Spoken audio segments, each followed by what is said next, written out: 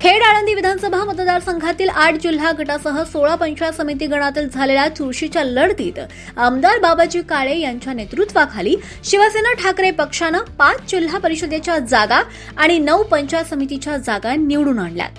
निर्विवाद बहुमत मिळाल्यानंतर आमदार बाबाजी काळे यांनी या विजयाबाबत काय सांगितलं हे जाणून घेऊया।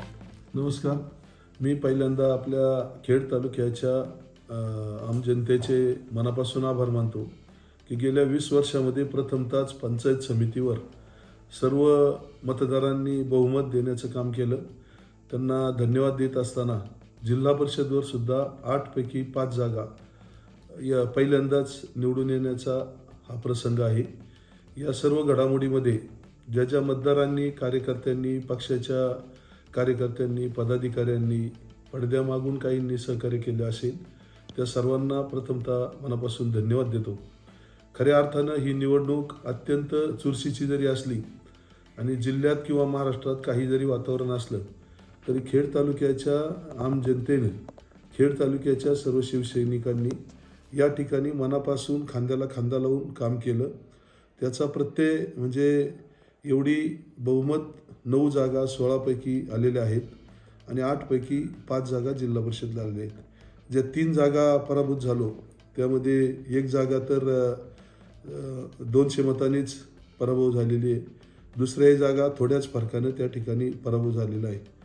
पंचायत समितीमध्ये शिवसेना शिंदे गटाला 1 जागा आलेली आहे आणि राष्ट्रवादी काँग्रेसला 6 जागा आलेल्या आहेत। मला त्या ठिकाणी एवढंच सांगायचं आहे की त्या जरी जागा आल्या असल्या तरी त्या ठिकाणी 1-2 पंचायत समिती सदस्य, एक तर आमचा आंबेठाण गणातील पंचायत समिती सदस्य फक्त 8च मतांनी त्या ठिकाणी पराभूत झालेला आहे आणि अशा परिस्थितीमध्ये थोड्या मतावरून त्याही जागा गेलेल्या आहेत।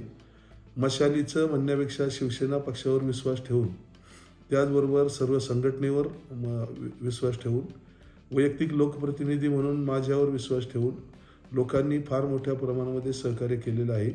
या जनतेचे आभार मानण्यापेक्षा येत्या कालावधीमध्ये या जनतेचे प्रश्न जे निवडून आलेले लोकप्रतिनिधी आहेत, पंचायत समितीचे असो किंवा जिल्हा परिषदचे, स्थानिक स्वराज्य संस्था मजबूत करण्यासाठी तळागाळापर्यंत जाऊन प्रयत्न करतील। ज्यांना या ठिकाणी पराभवाला सामोरं जावं लागलं त्यांनासुद्धा या तालुक्याच्या किंवा जिल्ह्याच्या कोणत्या तरी ज्या ठिकाणी त्यांना संधी देता येईल त्या ठिकाणी पुनर्वसन करण्याचा प्रयत्न तात्काळ या ठिकाणी राहणार आहे। कारण त्यांनीसुद्धा आपल्या विश्वासावर, पक्षाच्या विश्वासावर फार मोठी लढाई दिलेली आहे। त्यांनासुद्धा बाजूला ठेवलं जाणार नाही आणि या माध्यमातून तालुक्याला मी सांगू इच्छितो